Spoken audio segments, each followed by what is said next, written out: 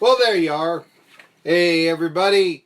Marky Billson here, your voice of choice for a new generation of Tri-City sports fans. The name of the program is Tri-City Sports Now, where you know what we do? We own the Tri-Cities because I got the best guests and the hardest-hitting opinions in the market. And we're also beginning to have the best prizes because we're giving, again, first started out, we had like free food that we were giving away and all that. Now we got 4 Dollywood tickets. And this is going to be drawn in, July 9th, I believe? Yes. 4 Dollywood tickets. All you got to do is join 1420 WEMB Sports Radio's Facebook page. And if you haven't already, why haven't you? Because you can win these. All you got to do is your favorite sports moment. We had Drew Kiesling's mother talk about like seeing her son play. One of my buddies from Pittsburgh mentioned the Immaculate Reception. You know, this. I had to try getting a ball rolling on that again. But anyway, so we've got that for the promote Dollywood tickets there, and regardless, you can go win. All you got to do is go on there and just mention you'll see the thread there. What your favorite sports moment was. Be getting the winning hit in a Little League game, or it could be watching the Vols win the 98 national title, or whatever it is, that sort of thing. Anyway, we've got that going on as well. Guest today, 1 o'clock, as always, on a Monday, Jerry Bonkowski. Say, as always, if NASCAR race gets rained out and all this.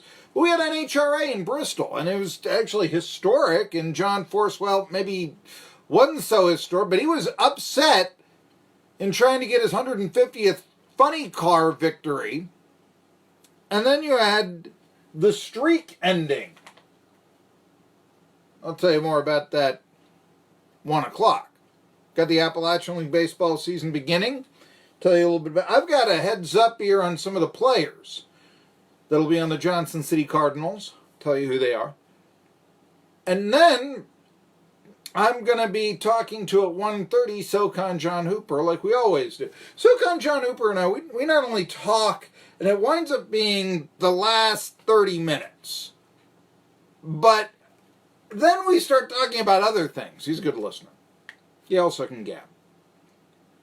He just wrote a story, it's on Mid-Major Madness, about Jim Schaus, the new commissioner of the Southern Conference, coming in on July 1, as John Iamarino checks it. And he does a good job of explaining, just look at where the Southern Conference was before Iamarino and after. Iamarino basically changed to a basketball conference. So what will Schaus do? You're going to read that. Or here's something else. You can go to our 1420 WEMB Sports Radio Facebook page. Watch my interview, the first one-on-one that was done with Jim Schaus, and what his hopes and dreams are for it. He talks, sometimes as a commissioner will, sort of that, political angle doesn't say a whole lot, but it's insightful, and we were the first one to talk to him about a lot of things. So you're going to want to watch that on our Facebook page. Then we're going to talk, like I said, with SoCon John Hooper, a little bit football season. He's started his rankings for best offensive line, best quarterbacks, and all that. We haven't necessarily talked about the Miami and Coastal Carolina transfers coming into ETSU. He had ETSU as having the worst quarterback situation in the Southern Conference a couple of weeks ago, and he was right. But you start getting them D1s in, with some playing time, and not just 1 year, could be a little different here, So we'll find out where he ranks them now.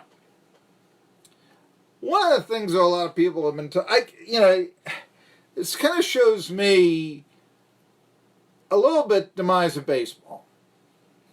Talk about a College World Series. Talk about the pennant races. Braves now 2.5 above the Fightin' Phils. And I think that, if I had to bet, I would say the Braves are going to be in first place in the NL East the rest of the way out. I really believe that. Absolutely, not just 2 out of 3, and demonstrative 15-1 victory last night. We'll play some highlights. The exciting win on Friday, the heartbreaking loss on Saturday. But no, I mean, Phils are down McCutcheon. They only have 4 starters. There was once a time where you'd say, okay, we'll go to a 4-man staff. Those days are long gone. I mean, that's like the spitball or something like. I mean, if you really want to get to it. I'm not sure that's such a good thing. Said this a lot. You had, Padres and Rockies scoring, what was it, 94 runs in it, or was it 92? Record for a 4-game series. 14-13 was the game yesterday. Now, here's the deal with that. Remember when you first started playing baseball? Well, it was like Little League games, and they'd be 17-16. A lot of walks, that sort of thing. You remember those? When you first started playing? We had a rule where 5 walks ended an inning. Anybody have that? We had that rule. 5 walks ended an inning. And, okay. But we had high-scoring games. If you had a game that wasn't double digits for both teams, something was wrong. Right? Something was really, really wrong. Actually, something was right. It was a well-played game. And, I mean, it's not as if I don't appreciate a 14-13 game. Hey, if I want a high-scoring game, yeah, that sounds like a pretty good one to me. But I'm not necessarily sure that it's significantly better than a 2-1 game. It's, I mean, hey, sometimes we'll have chicken, sometimes we'll have steak, sometimes we'll have fish. Sometimes the model on Victoria's Secret's runway will be blonde. Sometimes she will be brunette. I mean, they're both, it's all good, folks. I mean, don't get me wrong here. But you look at this and you're like, was this played as what, 14-13? You start remembering in Little League, when those 14-13 games meant, balls that went underneath the shortstop's legs and blah, blah, blah. I mean, how well played was this? And you start asking, where is the pitching? And when you start throwing in the 11th man on your staff, let's say, to pitch the 8th inning, or the 7th, then you start saying, is this played better than when a starter would go take the mound with designs of going 9? And I'm not 100% sure that it is better played.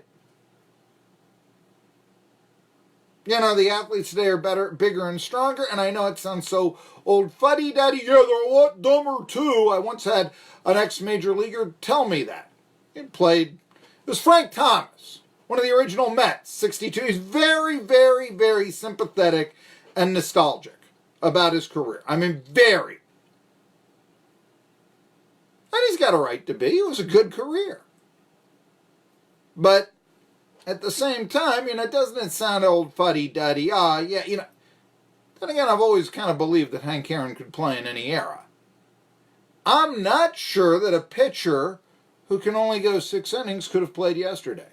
I'm not sure about that. There's all this, talk about 1974. We had, 45th anniversary of a game in which Nolan Ryan threw 235 pitches.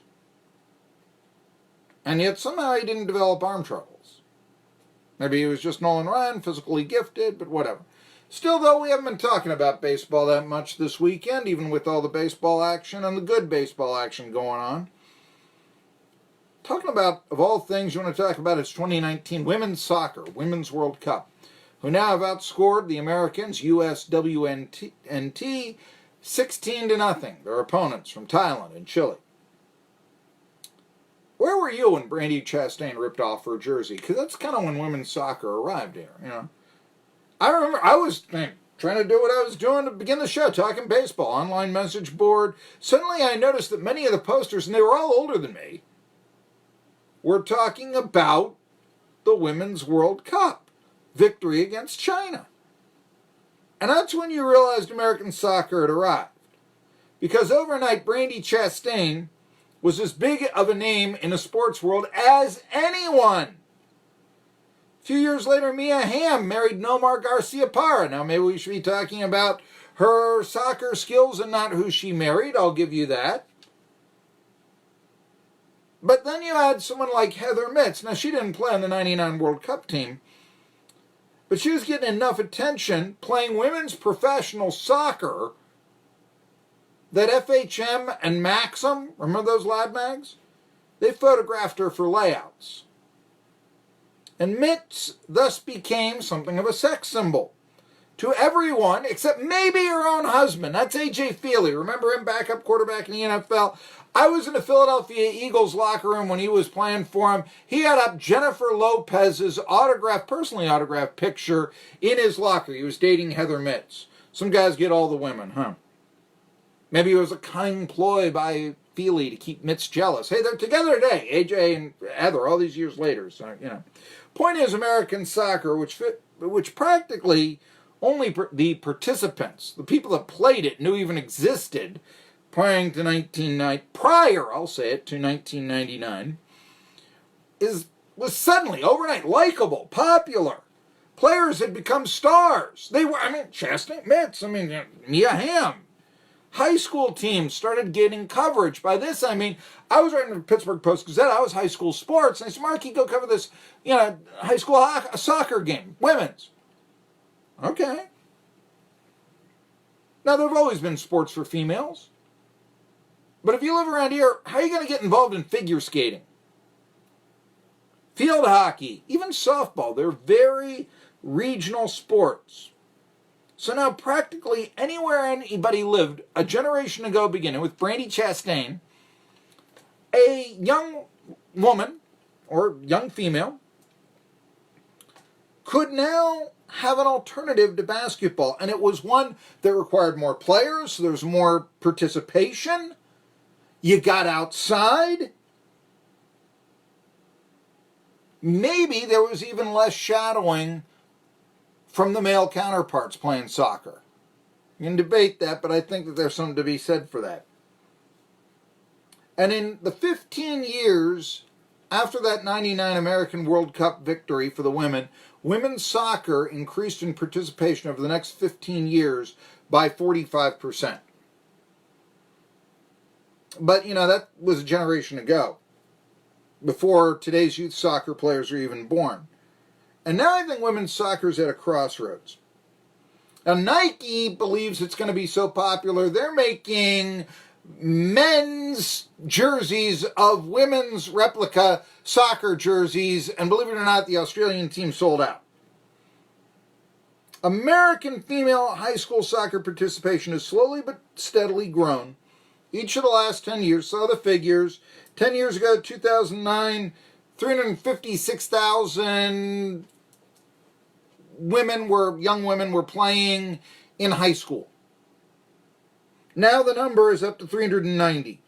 So 34,000, 35,000 more females are playing high school soccer. 10 years from, that was 2018, but since 2009. All right, so it's gone up. But here's the deal. New York Times reports last year the number of 6 to 12-year-olds playing soccer going across the genders actually fell by 14%. And they've given a lot of reasons why. And I'm going to touch on those reasons, actually, when we return. Yeah, I'm going to tell you about this, but then we're going to get into the Women's World Cup and how they've been behaving. And I think that they could actually be casting a black eye on the sport of women's soccer. I'm Marky Billson. Remember, Jerry Bonkowski and SoCon John Hooper in the next hour. Tell you more after this. Quick Stop Market. Run in when you run out. With great deals on your favorite drinks, snacks, and more. Fill her up with quality Marathon gasoline and Marathon Performance Service motor oil products to keep your vehicle running right. Stop by the deli for the daily special, and you're ready to go. Fueling the American spirit. Marathon and Quick Stop Market. Run in when you run out. Are your carpets filled with memories, odors, and a few other things? The home